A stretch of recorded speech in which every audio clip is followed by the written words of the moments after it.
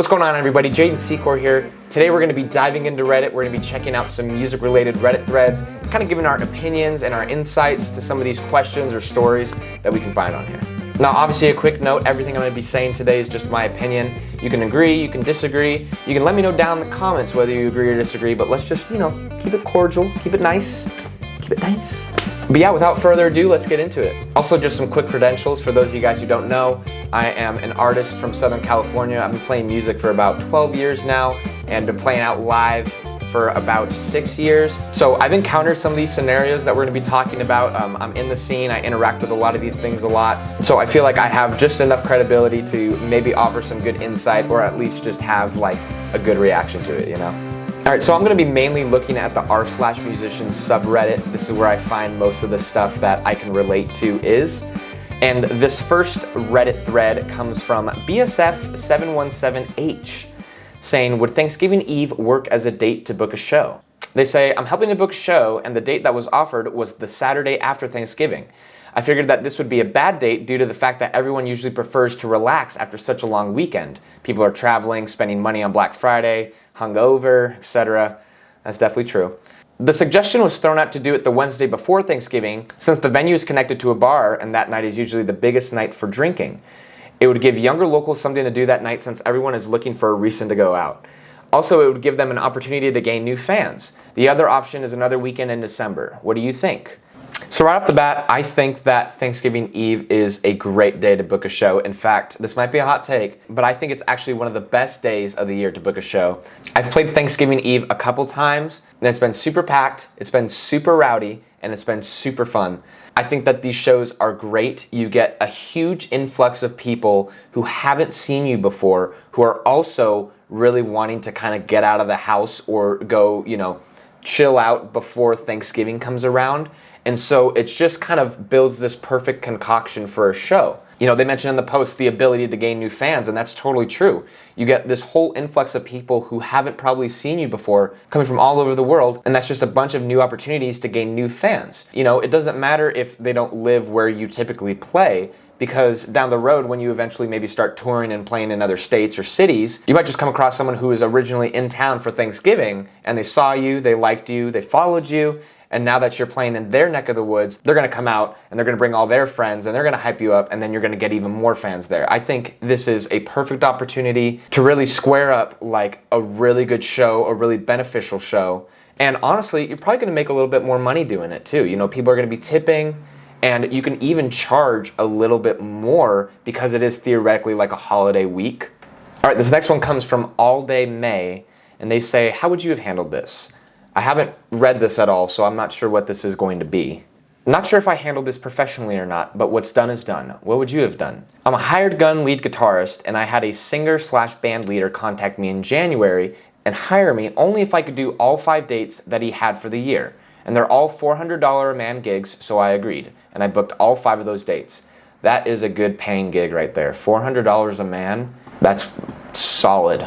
How I work is if I book a show once, it's on the calendar and it stays until there's a life-changing situation. I'm not a $25 band hopper.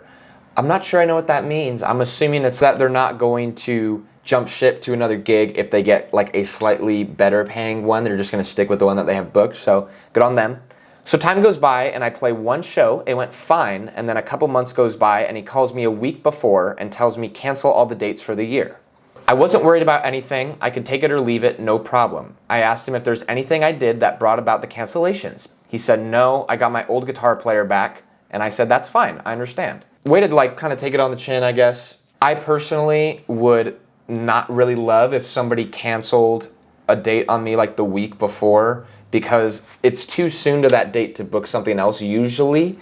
You might get lucky and find something, but usually like by a week, if you are like a hired gun musician such as this person, people usually have spots filled. Very rarely are you gonna be able to maybe find something. So if you were really relying on that money, that can kind of be an issue there. But props to them for taking the high road there. So then 2 weeks later, he texts and says, hey, all those shows, put them back on the calendar. I need you for those. And I told him no, that I wasn't gonna play any more shows with him, and said something like, if I book a bunch of shows with you again, how do I know you're not gonna just cancel all of those later too? What do you think? There's multiple things to kind of like take from this. You know, I've always been taught and learned to never burn bridges, like ever. You never know when something's gonna come up, whether like it's an opportunity or just anything. Like you never know, And so you always wanna leave as many doors open. I'm not saying that you have to be absolutely friendly with everybody, but you always wanna make sure that you just kind of stay in everybody's good graces, you know, because you never know. So I don't think that this is the most awful thing that they could have said to the person who wanted to book them. I think I maybe would have gone about it in a slightly more roundabout way to not make it seem so much like how do I know you're just not going to cancel them? This person, probably not real life, says, I would have taken the bookings with a 50% deposit to protect my income against further cancellations. I think that is a great point. I think that is actually probably the best course of action to do. So basically, if somebody comes to you and they say, hey, I have this $400 gig that is in 2 months, can you do it? And you say yes, but I do take a 50% deposit of my cut as, you know, kind of just to hold onto this date and confirm that you're not gonna cancel it. I usually do refundable deposits up to a certain date. So let's say that this $400 gig was 2 months out and I wanted a 50% deposit just to confirm that the show isn't going to get canceled, and it's refundable up to 30 days to the show. So if you book it 2 months in advance and they cancel it like a week after they book it with you, you know, it's still like a month and a half away, then here is your $200 back, here's your deposit. I can still find work in a month and a half. If they try to cancel on you like a week before the show, like they did in this example, so you know this money is not refundable because, you know, we made this agreement and I need to put food on the table this week because I don't have enough time to find another gig. So I think that a deposit for the booking is a great call. You can kind of go about it in different ways, different logistics. I think just a deposit in general to kind of just have that firm date and firm confirmation that the date is going to happen. I think that's a great call. So this next thread is from Peony519 saying, hats off to the pros. My wife and I get out to see local bands in our area nearly every weekend. We caught a band this past Saturday that made it look way easier than I know it is. Tight, accurate, engaging, and seemingly having a great time all the while. From a guy who plays as a hobby in his basement, I just wanted to drop a quick note of thanks to the pros who bring music into our lives. Anyways, here's Wonderwall.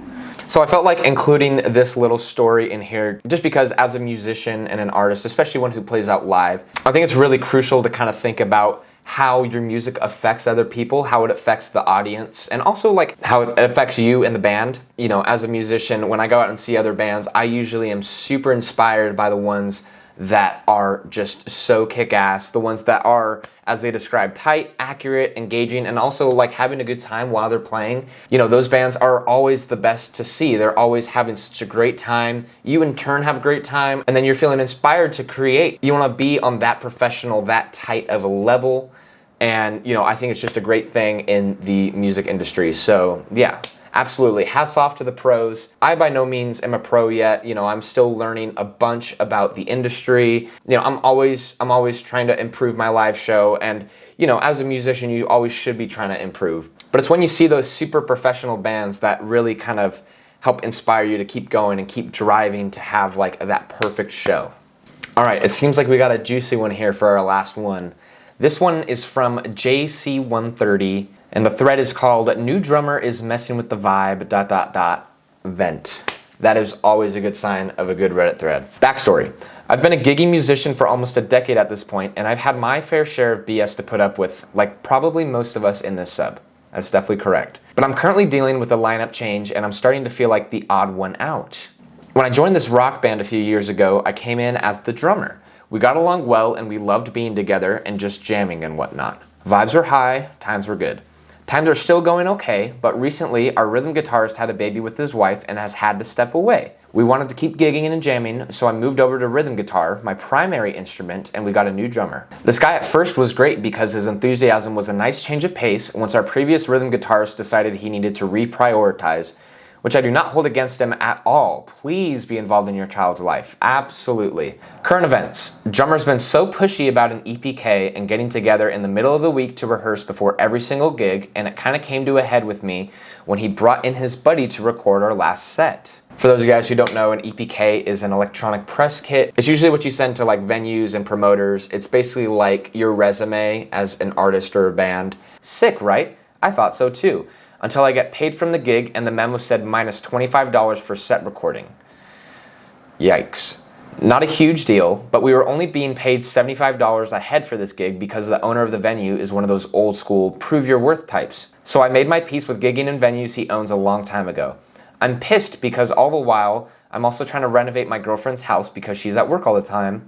I have a super flexible job with decent benefits, so it's a fair trade-off. But now he's harping on me not being as committed as everyone else because he's unemployed and has all the time in the world for music. We're all in our 30s, and I don't know, I feel like I'm just getting burnt out on this band that used to be one of my favorite things to be a part of. Not really looking for advice, I don't guess. I just need to vent because every time I try to vent about it to my girlfriend, she just suggests that I quit the band because it's stressing me out. But at the same time, once we're all on stage, all of that goes away and it's just me and my buddies making music and the crowd's loving it and there's that high again. I'm just frustrated and wanted to vent. Thanks for reading, I suppose. So I know they say they're not really looking for advice, but we're going to talk about it and probably give some advice. I think that there's a couple things that we kind of need to break down in the story. I think that, first of all, it is awesome that the new drummer is really pushing to, take the band to a new level. I will take someone being pushy to be better than somebody that isn't going to really try at all. I know that sometimes it can be harder to work around and that it can maybe seem like they're being really pushy or inconsiderate of like your time. And we'll kind of get into that a little bit. But just in general, someone who is really motivated to make sure that the band does good, I think that that's awesome. What I don't think is awesome is taking out money from each person's cut of a show, specifically because it seems like they didn't tell them. It's one thing, once again, it's one thing if they were like, hey guys, let's talk about it. I have a friend that films shows or records shows. I want to have him come out. This is his rate. Are you guys okay taking that out of your pay for this show? I, as the drummer, will also take that cut of pay. If that was said, there is absolutely no problem. I think the poster of this thread also wouldn't really have an issue if it was discussed and at least considered amongst the band.